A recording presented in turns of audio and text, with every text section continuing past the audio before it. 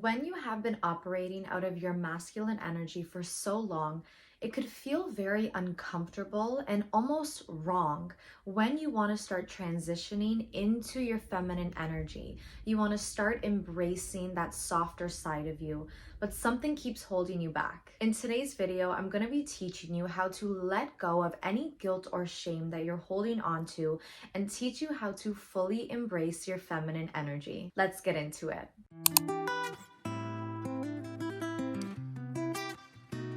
Hey, it's your girl Jess. I'm a manifestation and inner work coach who teaches you how to remove all of your limiting beliefs. That way you can show up as the best version of yourself, simultaneously manifest your dream life and tap into your feminine energy all at the same time. I want to state that everyone has feminine and masculine energy. This is not gender specific.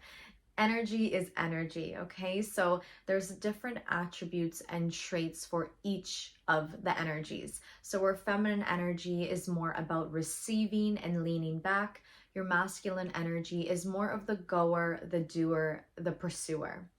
And so sometimes you can show up with 80% using your masculine energy for that day and 20% using your feminine energy. And maybe the next day you are using 70% of your feminine energy and then 30% of your masculine energy. You need both to be whole. Think of yin and yang. And so where the feminine energy is the creator, that's where we create and we receive our beautiful ideas and we accept and we receive. Our masculine energy executes those ideas, creates from those ideas of the creations, and actually gets things done. When it comes to moving into your feminine energy, you could have been in your masculine energy, maybe growing up, maybe in your childhood. This was just the energy that you had to adopt. And I totally understand from my personal experience, being in my masculine energy was something that I had to do growing up.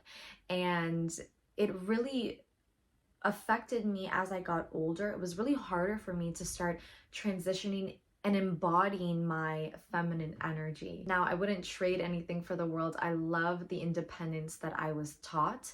But as I got older, I started noticing that the more I was pushing in my masculine energy, I felt a lot of pushback in a lot of areas in my life. So money, relationships, career, even friendships. I felt a lot of pushback and I realized that I didn't know how to actually tap into my feminine energy. And when I tried to, it almost felt shameful. It almost felt wrong. So I'm going to give you 4 ways you can start releasing that guilt and that shame and fully embody your feminine energy. The first thing I want you to do is I want you to identify where this guilt comes from.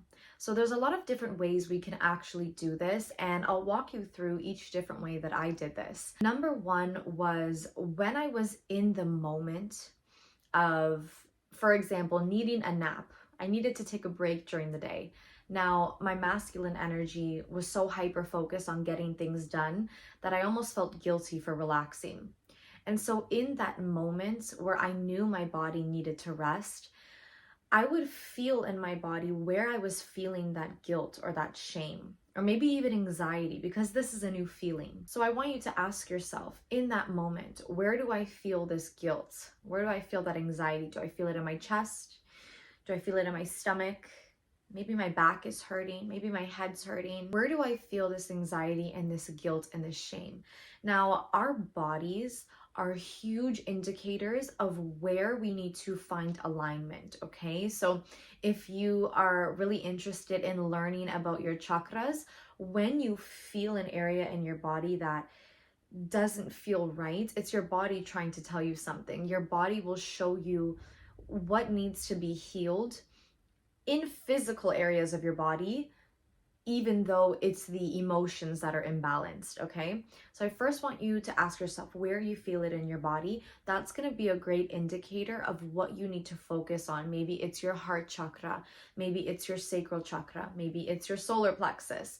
That's going to give you a really good indication of how to start healing those areas and different practices you can incorporate. the next thing I want you to do is I want you to journal, okay? I'm a huge advocate for journaling. I will always journal. I do this all the time. If you feel more comfortable speaking out loud, you can do that to yourself. Just talk out loud the feelings and the emotions that are coming up. But in your journal, I want you to ask yourself, where does this shame come from? When in my life did I not feel comfortable tapping into my feminine energy? What are my opinions about resting? Does it feel uncomfortable to receive? Why? I want you to really start asking why. Where do these feelings come from? Where in my life did I experience a moment where I wasn't allowed to be in my feminine energy that is now still staying with me? And the reason we do our identifications first is because it helps us understand with love. It helps us understand, okay, this could have happened in my childhood. I'm not going to resent myself or this person for that. Let me just look at this with love so I can actually understand where this is stemming from. And when we see these out in front of us, either in our journal or we're stating these out loud or we feel it in our body, it helps us become aware. So if we have these uncomfortable feelings of relaxing and receiving and having fun and playing in our feminine energy, and we ignore these emotions, we do a disservice to ourselves by ignoring these emotions, because our emotions, they're not our enemies, they're our teachers. So allow them to guide you. And the first way to allow them to guide you is to actually bring your awareness of why. Once we become aware, what's really going to help us release this guilt is actually reframing your beliefs. I want to talk about your worth, okay? You are worthy the day you are born. You are worthy simply because you exist. And when you are so hyper in your masculine energy of getting things done, you know, you have the to-do list, you don't give yourself a break, you feel guilty for taking breaks, you feel shameful for having fun and just playing and enjoying yourself, because there's more things to prioritize and focus on. And what happens when we do that is we now start to link our worth and our feelings of worthiness to our tasks that we get done. We start connecting our worth to our accomplishments, how much money we have in our bank account, how productive we were for the day. And that causes so much disconnect to our feminine energy, because our worth is not defined by our accomplishments. It's not defined by your job title or how much money you have or how productive you were for the day. I want you to start redefining and reframing your beliefs. I want you to start telling yourself the story that I am worthy simply because I exist. Resting does not mean I'm lazy. It means I care about my body and I'm bringing more energy into myself. Showing my emotions does not make me vulnerable. It actually makes me very strong and helps others feel comfortable opening up to. Being my authentic self without judgment does not mean that I'm different from anyone else. It just means that I love myself so much, and I know that when I be authentic, I will attract the right people to me. So when we take that old belief, that guilt, and we now reframe it with these new affirmations, right? That's really what they are, affirmations. I like to call them positive opposites. It's the complete opposite, positively, of our current beliefs. We start reframing these, and any time now that guilt or that shame comes up, we start repeating these affirmations to us. That's how you implement that new belief system. That's how you look at things at a different perspective. That's why when you become aware, you do the first step of becoming aware, and now you reframe that awareness. It allows you to let go of that guilt because you're putting a new definition on it. Whereas in the past, if you felt like, or you were told that taking a nap makes you lazy, now you're reframing it of, wait, no, I care about my body. I want to have energy, so let me take this break. that's how you reframe your beliefs and you show up so much more powerful, and you start embodying your feminine energy because you give yourself permission to actually view your worth differently. And that leads into the third point, giving yourself permission to have fun. Feminine energy is all about playing. It's all about tapping into that playful side of you, again, without feeling guilty, following passions and learning and creating and having ideas. That is the creator. Your feminine energy is the creator. It's the creator of life. Okay, if you've watched any of my other videos when I tap into manifestation, I tell you that feminine energy is also known as our subconscious mind. The part of the brain that is the creator, the part of the brain we use to dominantly manifest because it doesn't need physical proof to believe. It fully believes in your power and your worth without having to have evidence of it. And so your feminine energy is linked to that. Your feminine energy is the creator of life. The reason we also need our masculine energy is because when we have these ideas and these creations that stem from our feminine energy, we need that masculine energy to actually physically take that aligned action and execute those ideas, create from that idea of creation. But when we are so hyper dominantly in our masculine energy, it's hard for us to create. It's hard for us to give ourselves that time to actually play because we're so focused on productivity and, again, proving our worth through our accomplishments. So once we release that need to prove ourselves, who are we seeking validation from? Who are you seeking that approval from, right? You don't have to prove anything. I said it before and I'll say it again. You are worthy simply because you exist. And so I want you to start giving yourself permission to play. Now, I'll share with you some ways that I actually did this for myself when I was starting to give myself permission to fully embody my feminine energy. The first thing I did was I wanted to start moving my body. Now, I speak about this in my most viral video of how to receive more by doing less in your feminine energy. And I speak about the sacral chakra.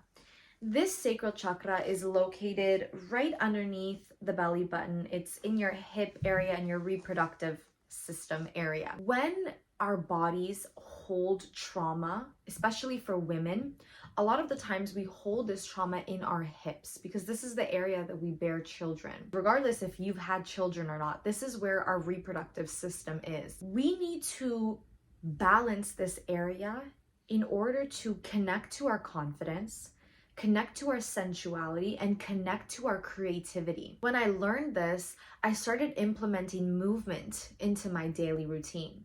So what I started doing, and this is going to be different for everyone, is I first started to stretch. I love stretching. I love being able to work on my flexibility. And so I will make sure that I stretch every single morning. And then if I feel comfortable, I will stretch before bed as well. It allowed my body to flow. And you'll notice that when you are hyper in your masculine energy, you're very stiff. You're not able to really move or embrace that, sensual energy, that movement, that flow, which is feminine energy. So I started to stretch, and then I joined yoga classes.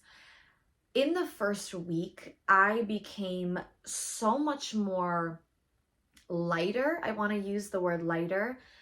Yes, again, in my flexibility, but I felt like I was able to actually move my body. I didn't feel any pain anywhere. I felt open. So I started stretching, I started doing yoga, and the next thing I did was I signed up for dance classes. Now, I did 2 different types of classes that I really knew was going to help open up my hip area, open up that sacral chakra, and that was heel dancing, and that was salsa dancing. So heel dancing is sensual movement wearing heels, okay?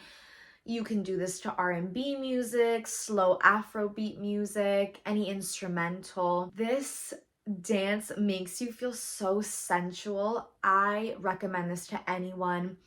You feel so beautiful, especially when you're in the dance class and the mirror is right in front of you. You get to really look at yourself. And sometimes this can feel uncomfortable, especially if this is the first time that you're doing this. But the more you look at yourself, you notice, okay, where am I feeling kind of stuck or still? Where can I improve? Where am I really good at moving my body? And the more you do this, either at home or actually go to a dance class, I recommend you go to a dance class, because being in that community, being around other people who are taking this class is so empowering. It helps you open your body up, okay? And I also started doing salsa lessons as well. This is all about that hip movement, okay? It allows you to turn off your brain. You really dance without thinking. That's what's gonna really help you tap into your body. The next thing I started doing was I started learning. So I started learning a new language. I started learning courses that I really wanted to learn for so long. I just never gave myself that time to, because I thought, oh, this is not productive. I need to, work hard and do things that make sense. So I started taking a yoga teaching course, and I also want to start getting into Reiki as well. And that's something that I'm also going to give myself permission to start doing. I started learning. I started giving myself time to do things that maybe they weren't bringing income in, but it made me feel good. I released that link of having to do something in order to make money. When you educate yourself, you are rich. You will always be rich and wealthy in life if you are educated. And abundance will flow to you when you are pouring into yourself, when you are pouring into your passions. That will all just come to you so easily. And so I gave myself that permission to learn. And the last thing I did was I timed out an hour every single day as my creative block. So I'm a singer, I'm an actress. I have been since I was a little girl. I studied it all through school, and that's another huge passion of mine. And so when I was so hyper in my masculine energy, I was working all the time. I wasn't giving myself any time to play. It was so hard for me to songwrite. I also love writing poetry. That's how I started songwriting. I couldn't think of anything because I was too focused on thinking instead of creating from my heart. I was so focused on what needed to get done, and I wouldn't give myself that permission to just relax. And so I blocked out an hour every single night to create. I didn't judge myself. It didn't matter if I created something and I never did anything with it. As long as I gave myself that permission to tap into my heart and my soul just for 1 hour of the day, it allowed me to give myself permission to play, give myself permission to have fun, to tap into things I loved doing since I was a little girl, and everything I was neglecting and not allowing myself to do. The last way I want you to start releasing that guilt and that shame and fully embody your feminine energy is giving yourself permission to receive. Now, this can come in any form. This, of course, can be receiving physically, so like gifts or anything like that. But what about compliments? What about receiving help? Sometimes these are so overlooked, especially if you have been in that mentality of I'll do it myself mentality for so long, and maybe that's just the mentality that you had to embrace, right? That could have been from your childhood, that could have been from a relationship, that could have been something you adopted from social media. And when you're in that I'll do it myself mentality, there's nothing wrong with that. Being independent and being self-sufficient is a beautiful thing. That's a superpower in itself. But it stops being a superpower when you reject any form of help from anyone else. When you are so dependent on yourself that it makes you feel uncomfortable to depend on someone else or to open up, that's where it gets a little tricky. That's where that shame and that guilt come in. So you can have a balance of being able to be independent and self-sufficient and do it yourself. But you can also have that balance of allowing yourself to receive, especially in relationships, especially in jobs and careers, just help in general. It's okay to allow yourself to receive. It's okay to ask for help. It does not make you weak. It makes you strong. Being vulnerable is a strength because you're not afraid. When you're not afraid to do something, that's a strength.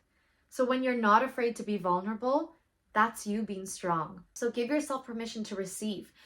When someone compliments you, stop saying, oh, no, like, oh, I don't even know, I just threw this top on today, I just threw this outfit on, no, oh my God, my hair's a mess. Cut all of that unnecessary words out. Just say, thank you. Thank you. That's all you have to say, thank you. Even if in that moment, there's that little voice in your head of, oh no, point out your insecurity. Oh no, you don't deserve that. No, that is just a pattern. That is just a thought that you've had for a while. It's not your truth, okay? It's just because you're comfortable saying, oh no. Start getting comfortable saying, thank you. Yes, thank you. And I want you to also start asking for help in any area of your life. This could be as small as like when you're out and you can't reach something on the top shelf. Instead of, hurting yourself and pushing yourself to do something, excuse me, do you mind grabbing that for me? And it's as simple as that. Start allowing yourself to receive. It makes you stronger. It does not make you weak. And it releases that guilt because you release that control. When we control, we are not in our feminine energies, because feminine energy is all about flowing. It's all about allowing and trusting. So we can still trust ourselves, but we can also allow ourselves to trust others as well, to be there when we need them, and start gaining that trust first within yourself to know that, okay, I can depend on myself. It's safe for me to do that. Let me just try depending on someone else, because even if it doesn't work in that moment, I can still come back to myself. But let me just try. I know I'm there for myself. So what's the worst that's going to happen? Let me just try. Let me ask for help. Let me receive that compliment. Let me allow someone to take care of me and do something for me or buy something for me, right? Receiving comes in all different shapes.